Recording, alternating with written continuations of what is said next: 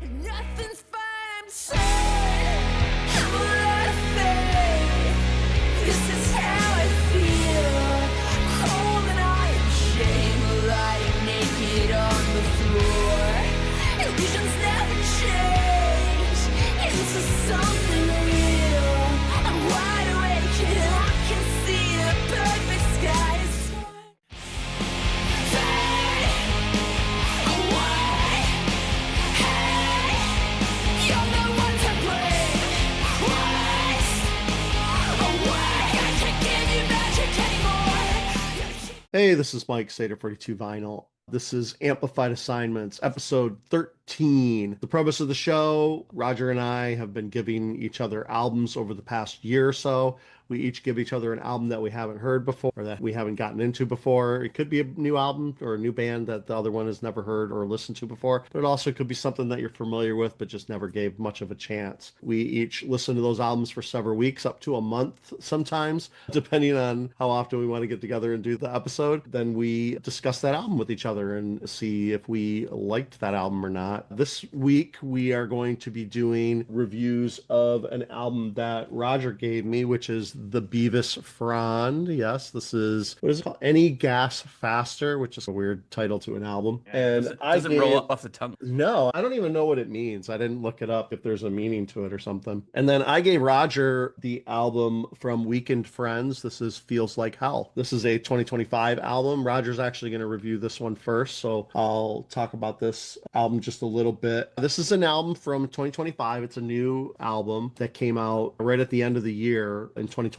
And man, I listened to this album a ton when it came out. It really hit me. It probably was my favorite album of 2025. I've listened to this album so much. I streamed it quite a bit, and yeah, I've listened to the vinyl. So it's a poppy record. It has some really great hooks on it. To me, every song is good. I really think that the choruses on every song, they hit. It's just basically an indie rock record. Female vocals, female songwriter. I enjoy a lot of albums with female front ladies singing and writing songs, so I really enjoy it for that. But yeah, I just love this album and I thought it was great. I gave this album to Roger to listen to. I'm curious because I feel like this album isn't in Roger's wheelhouse necessarily, but I don't know. And I know that Roger doesn't buy or listen to a lot of newer bands, especially the bands that I get into. Yeah, I gave this album to Roger to listen to, and I'm curious to hear his thoughts on Feels Like Hell from Weekend Friends. I had never heard of it at all, so I didn't have any impressions going into it. From the mid to late 90s into the early 2000s, I watched a lot of MTV. And I wasn't watching music videos because they weren't showing. But one of the things MTV would do would play videos during closing credits, and I would get like a taste of what was going on or what was popular. And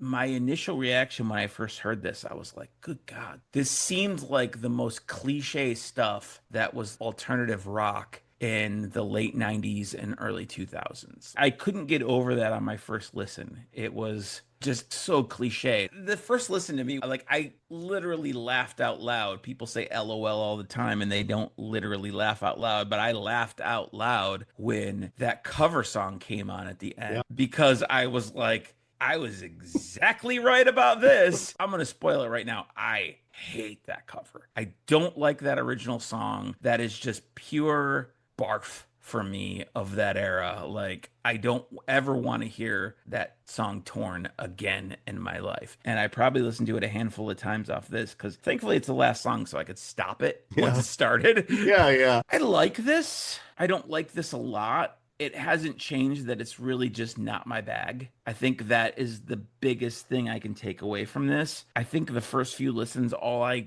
could think about is what I felt like it was aping other bands from the 90s and aughts and stuff. I was just like, oh, this is just like a tribute band to a bunch of stuff. This is one of those ones, like, if we would have been on our like normal schedule before, where I would have only listened to this for like maybe 2 or 3 weeks or something, would have been a way harsher review. But I think listening to this more than that, it won me over because it's fun and it's catchy and it's well done. I don't think my opinion on many ways have changed, that it's really not my bag. But the more I listen to it, there's certain parts of it, mostly musically, that I really like. I'm going to get into the songs, but what is your thoughts about my initial thoughts? I feel like I understand why it feels like that MTV popular sound or whatever, or some type of alternative 90s or 2000s sound. I do think that they're influenced by that. Like, obviously, these are younger artists, so they grew up listening to that stuff. And Torn, Yeah. probably a big hit at the time that these girls were maybe 10 years old or something like that. So that was probably like consuming that stuff was influential. But then I think they go back, like a lot of people do, and get influenced by other things, older things. Just speaking of the cover, I think it's interesting. I definitely prefer this version. It's a slower pace. They like do it in halftime. I agree. When it starts off, I'm like, oh, are you fucking kidding me? Yeah. And when like it goes into more of the chorus, it slows down a bit. And that's the best thing I can say about it, is that they do slow it down a bit, which I think I'll get to what I like about this album works with that. Thought I saw a man brought to life. He was warm, he came around like he was dignified. Showed me what it was to cry. You couldn't be the man I adored. Didn't seem to know or seem to care what your heart is for. And I don't know him anymore. There's nothing where he used to lie. Our conversation has run dry. That's what's going on. And nothing's fine. I'm sad. I'm a lot of faith. This is how I feel. Cold and iron shame, lying naked on the floor. Illusions never change into something real. I'm wide awake and I can see the perfect sky is torn. I don't have that kind of like initial, I don't want to say, it's not cringe, because I do like pop music. I do like power pop music, which I feel like you could fit it in there a little bit just because of how hooky the choruses are on this album. And I think every chorus has a hook. That's the thing about this album and about a lot of albums like this that I love. It comes down to the songwriting, right? For whatever reason, at least for me, I feel I hear the earnestness sometimes and I hear the fake. It's like I can tell the difference in a way. And I feel like this is incredibly earnest. Like they are really trying to write some really great songs. I think there's two kind of columns for me in this album. There is one half of it that has a really good sound musically. To me, it really reminds me of the Pixies. There's a really cool guitar tone in about half of the songs. I described it as warbly or bendy. And when that is the vibe of the album, I'm way more into it. And I think the other half of the album, for lack of a better term, and I like this, sounds like the Josie and the Pussycats soundtrack. Like there is like half of it that sounds like that to me. And that has a certain place in my heart, but also I don't really need to hear that. It's just not my bag. And I think this album straddles the line between the two. And I wished that it went more towards the other way more. This is a recurring theme in this series, but love the album length, especially when you cut off the last song. It's like a half hour. It's great. Yeah. I love a 30-minute records, and it's like that. So I think that really works for it, that it goes through pretty quickly. There's a couple songs that are like intermissions, which whatever, I'm not criticizing those, but I'm not really also counting those. So if you scrap those and you scrap the cover, we're talking like 9 songs, 30 minutes. And to me, that's right up my wheelhouse. Yeah. For this kind of music, for sure. Yeah. The other things I really liked were the songs I talked about before. Stands out for me is tracks 2 and 3, Light Speed and Nosebleed, because they both have this weird, it's hard for me to describe because I'm not a musician, but like the guitar tone and the vibe of it are really just, they're good. They really speak to me.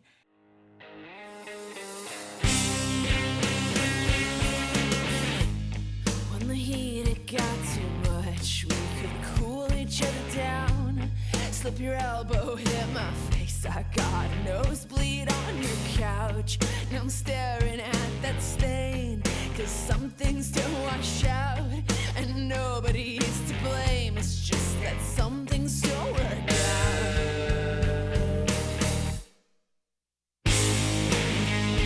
Tell me I'm not crazy. Tell me I'm still a maybe. Tell me how you doing lately. Tell me. Now all this time has passed. There's something off about your face. I can see it in your eyes, the way you just don't move the same. And Queen of Town, track 8, kind of gave me the same vibe. That is when the album really hits for me, and I like it. The rest of it, I think in my initial notes, track 4 is when it clicked for me. Weightless is when I was like, this sounds like Josie and the Pussycats, is when I started. And I was like, I don't dislike that, but I'm like, why? And I think that happened a few more times. Everything I see so fucking bleak. I wanna go to sleep for weeks on end with no one even realizing I'm gone. And they can move along, I'll drop out of the race. I wanna try to better situations I create and clear my fucking brain of all the useless noise they pump out to destroy, ever making an escape. I need to take a break before I fucking break. I need some peace and quiet, won't you help me? Take me back, I wanna feel alive again. Take me back, I wanna feel the weightlessness. Remember how they told you you'd be great, grow up and make a change. They promised it'd be simple, then they tore it all away. Now every single day's a bill that you can't pay. You scroll your life away until there's nothing. Take me back, I wanna feel alive again. Take me back, I wanna feel the weightlessness. Take me back, I wanna feel alive again.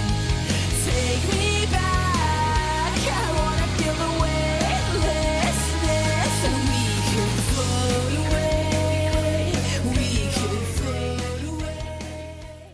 Smoke and Mirrors, track 7. It's so Nirvana coded. The vocal style gives it away, but even when I thought that initially and then listened to it, they're really wearing their influences on their sleeve. I think the songs that are not the songs that I'm really into, generally speaking, I don't have anything bad to say about them. They're just, the first song, Bleed Me Out, is just a nice rocker. It's just, all right, it's fine, it's catchy.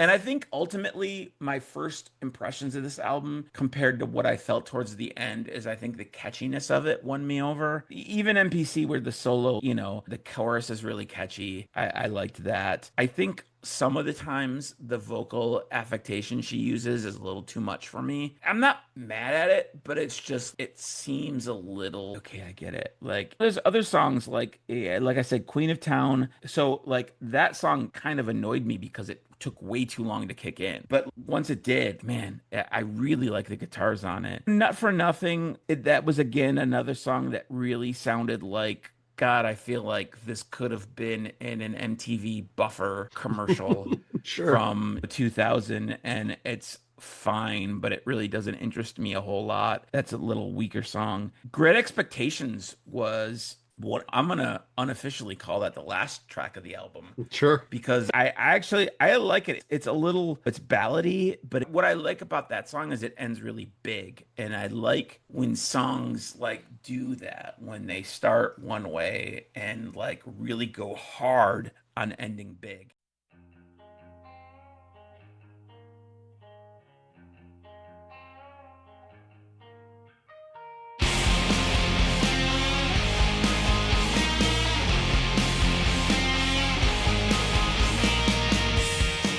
Inside my chest, there's a constant yearning. We act like friends, but that bridge is burning. You lit the match, but you never learn. I can't hold the slider anymore. Gotta climb it for myself. You wear your skin like it's a costume. It's paper thin, but it never cost you. They hold your hand, but you never learn. Watch it burn, watch it burn.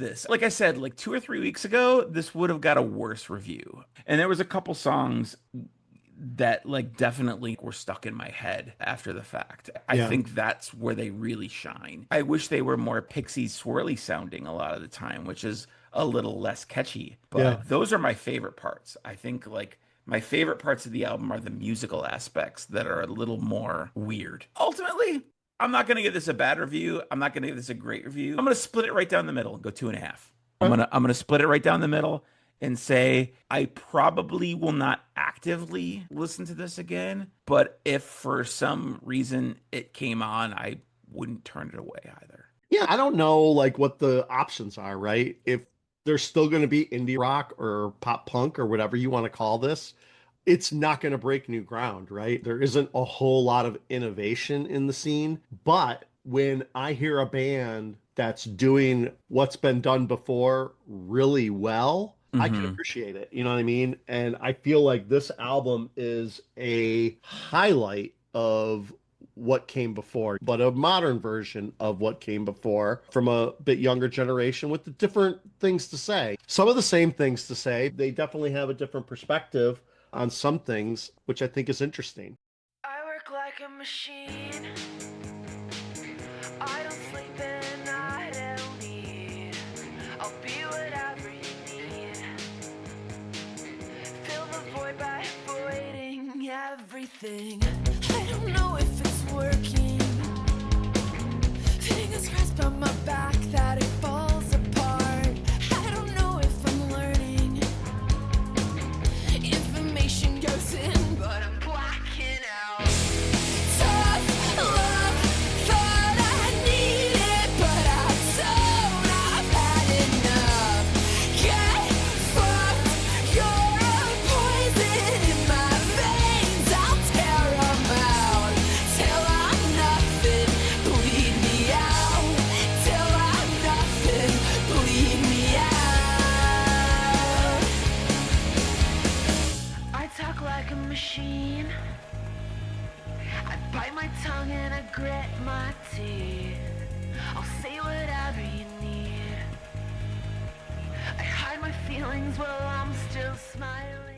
I find that the Josie and the Pussycats reference is spot on. That movie probably has created more musical artists than we probably realize. Like that movie is hugely influential to especially the pop punk and the power pop type scene, you know, super catchy choruses. It's hugely influential. Hey, and let me be clear, I love that soundtrack. Yeah, that soundtrack continues to get repressed and sells out to this day. Mondo keeps putting it out every 2 to 3 years, and it sells out almost immediately. I think that movie is such an underground cult hit. One of the cool things about that movie is Kay Hanley from Letters to Cleo does all the singing for Josie, basically, and helped write the original songs for the album as well. And that's a big deal because Letters to Cleo is a 90s band that is, I think, influences a lot of this type of music, this modern music. And when I feel that it's influenced by that 90s stuff, that stuff that I love, and I hear that in a modern band, it really just hooks me. And sometimes it's good, sometimes it's they didn't do it. But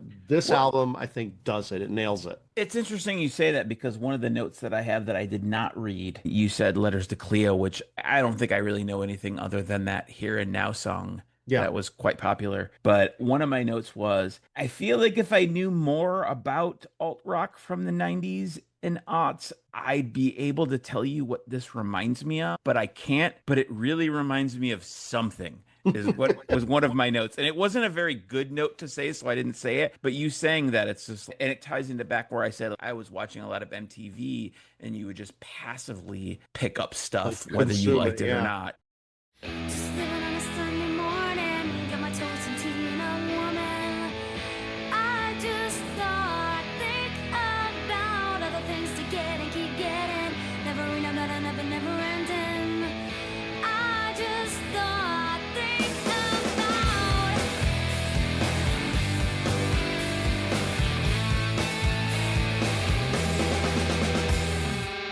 Just living on a Sunday morning, got my toes and tea and a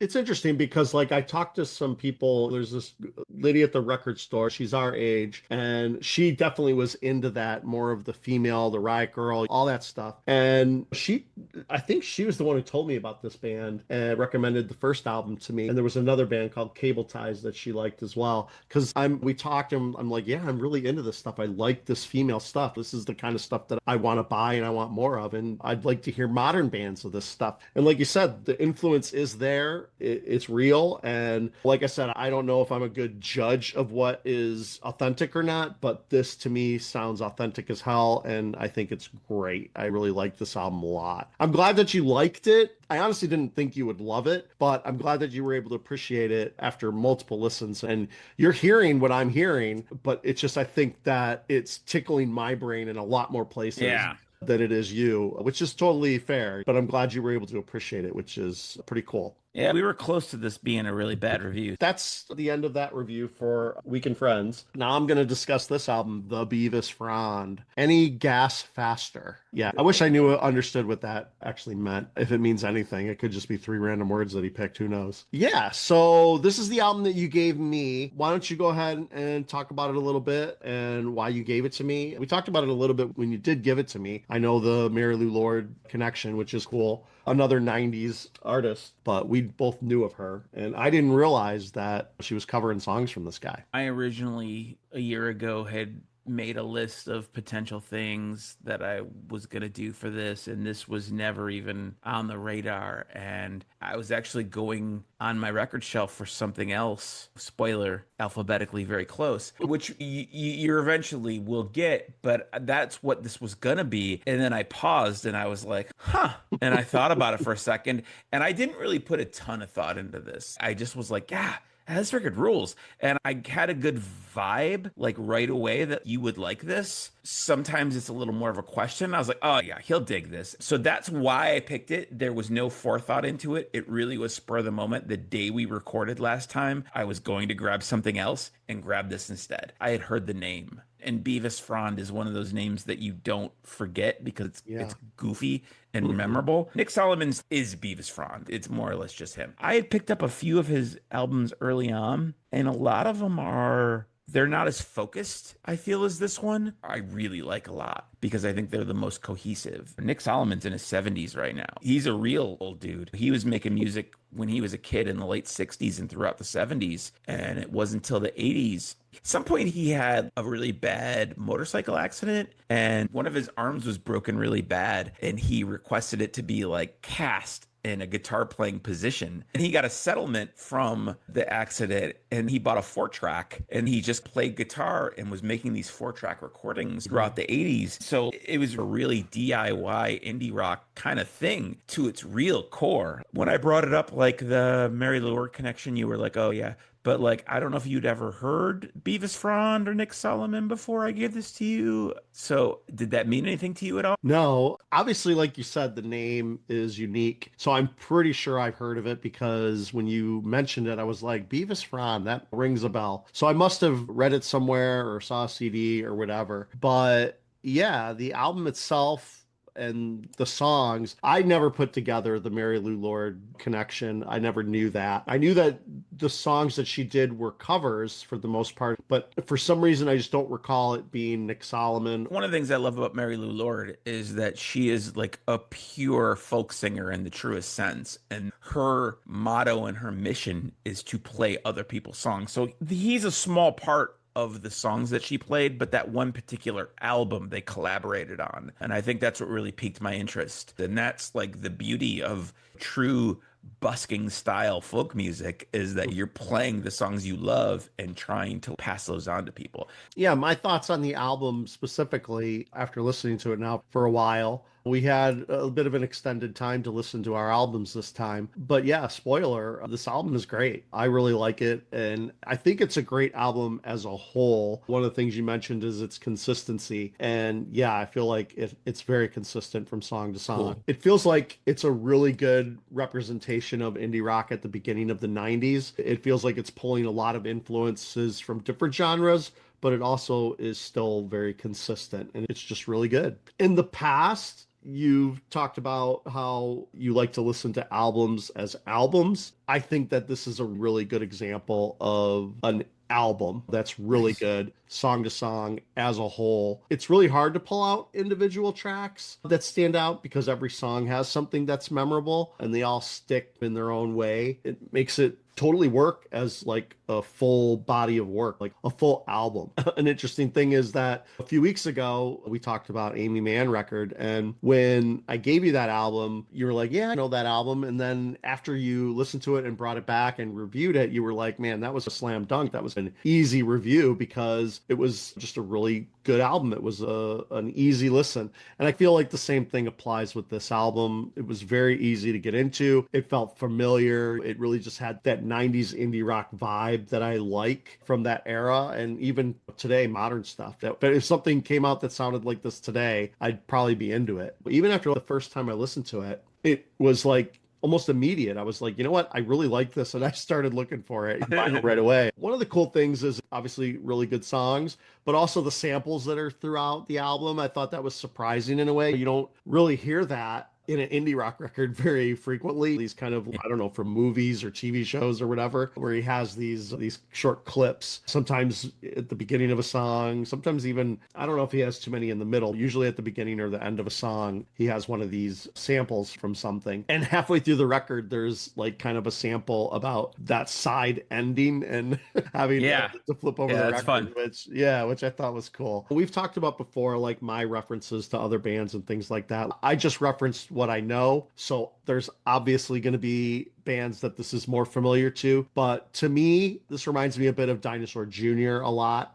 It just has that kind of laid back feel to it with the songwriting and the way that he sings and also the fuzzy guitar. It just has that feel to me. And they were peers at the time. I haven't listened to any of the other stuff that he has put out, so it may sound way different, but that's something that this reminded me of. And yeah, that's basically my overall take. It's well done. It's consistent from beginning to end. And yeah, I enjoyed this album quite a bit, Cool. actually. I think the Dinosaur Jr. comparison is very spot on. And not only in just the vibe of it, but I actually think some of the better parts of this album are some of the guitar work that he does, which is very similar to what Jay Mascis will do with his guitar work. Yeah. I'm glad you like this. I really am. Yeah. All right. So let's talk about songs a little bit. The opener, Lord of Plentiful Reflections, great introduction good. to the album. So good. It's a perfect representation of what you're about to get into. It represents the album really well. It's a great opening track.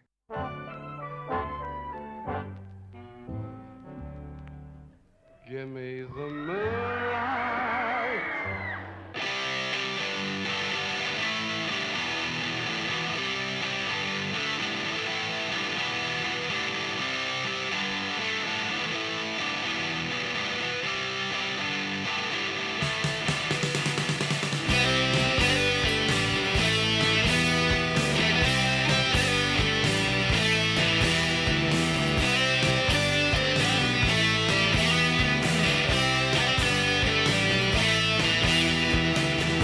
Say that I would draw the line, and I don't recall the place or time. And if I didn't say it, then you're at liberty to take as much as you can from me. Do you hear me complain or criticize? Do you see intolerance in my eyes? Well, I know you don't, and that leaves you free. Take as much as you can from me.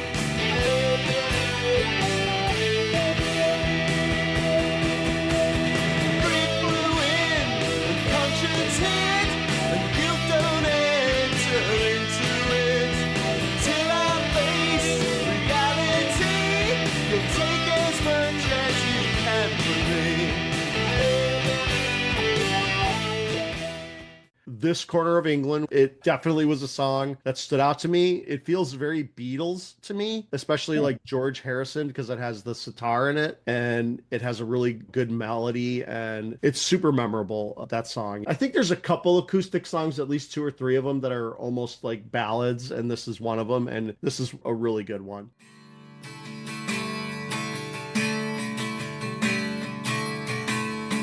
Stone cold sheets of semen-stained linen.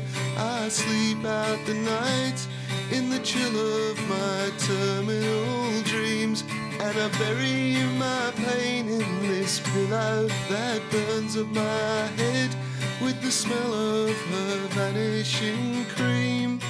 Look over the rooftops above, beyond the distant horizon, and there, through mists of confusion, she dances till morning with never a thought for this corner of England.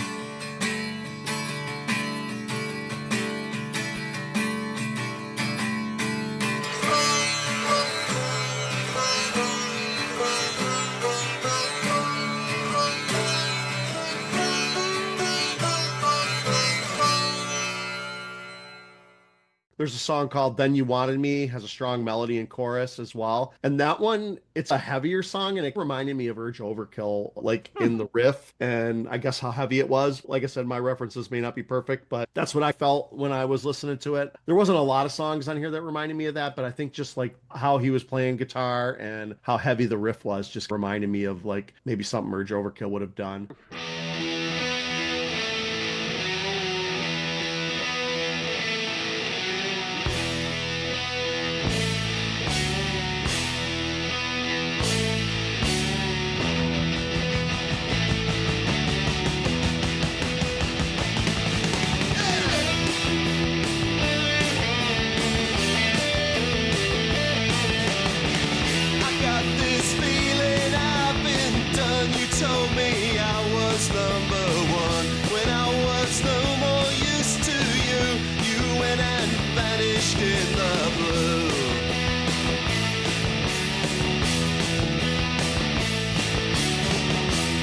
Understand the way you move, that doesn't mean that I approve, especially since it's me you hurt. Hand me that paisley horsehair shirt.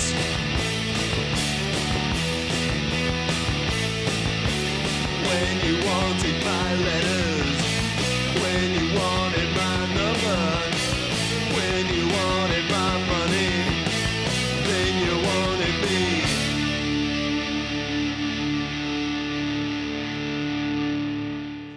And the last song on side one, which is called Somewhere Else, it has an intro, like a synth melody intro to it. That's cool. And it's one of the more psychedelic and like 60s sounding songs. This album, when I first looked it up and tried to figure out like what genre or how people were describing it, psychedelic came up, 60s, and it has that vibe to it. But I think just overall, it just has that indie rock vibe that, like you said, like the Dinosaur Jr., or like I said as well, that feel to it. And then it has the sample at the end. It says, after this, I think we should have an interval, which is cool. So that you're supposed to obviously be ready to flip the record. I think side two, I guess overall is a little bit weaker, but it's still consistent and good songs. Yeah. But Old Sea Dog is a highlight. There's a lyrical nod Definitely. to the Doors on that song. He mentions Mr. Mojo and the Crystal Ship, which I like because I am a Doors fan, so I appreciated that.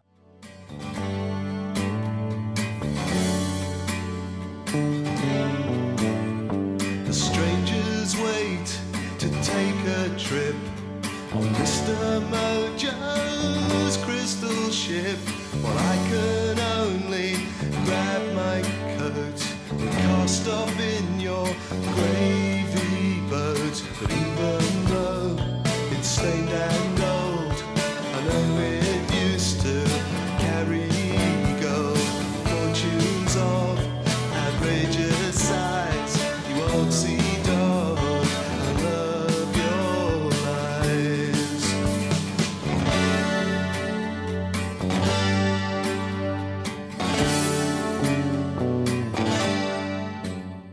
Rejection Day PM, it's like a psych bluesy song. It worked well. I enjoyed that. And the closer, Old World, is like a kind of a fast-paced track. It ends it's a like rocker. strong. Yeah, it ends like a rocker. And it's really good.